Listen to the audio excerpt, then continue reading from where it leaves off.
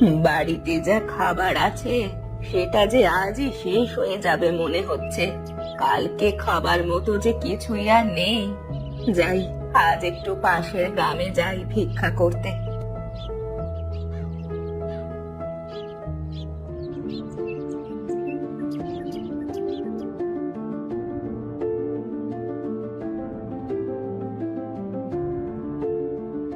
কেউ কি বাড়িতে আছো? আমাকে কয়টা সাহায্য দাও। এই নাও বুড়ি, চাউল। তুমি এই বয়সে ভিক্ষা কেন করছো বুড়িমা?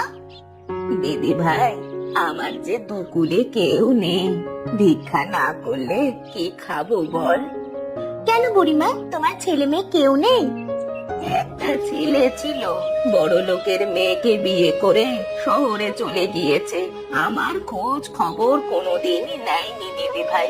জানি না সে কোথায় আছে, কেমন আছে। আচ্ছা দিদি ভাই, আমি আজ আসি, আমাকে আবার অনেক জায়গায় যেতে হবে। ঠিক আছে বুড়িমা, তুমি এসো তাহলে।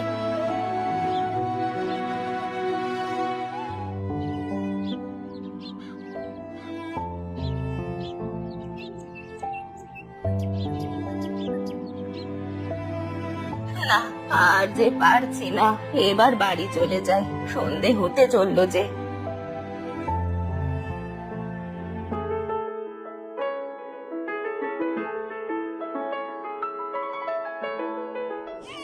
আরে এই জঙ্গলে ছোট বাচ্চা কোথা থেকে এলো আর কোথায় কাঁদছে, খুঁজে দেখি তো।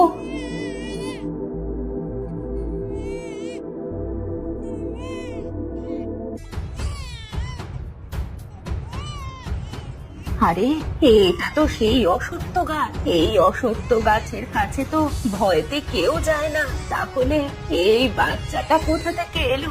কেমন ভয় ভয়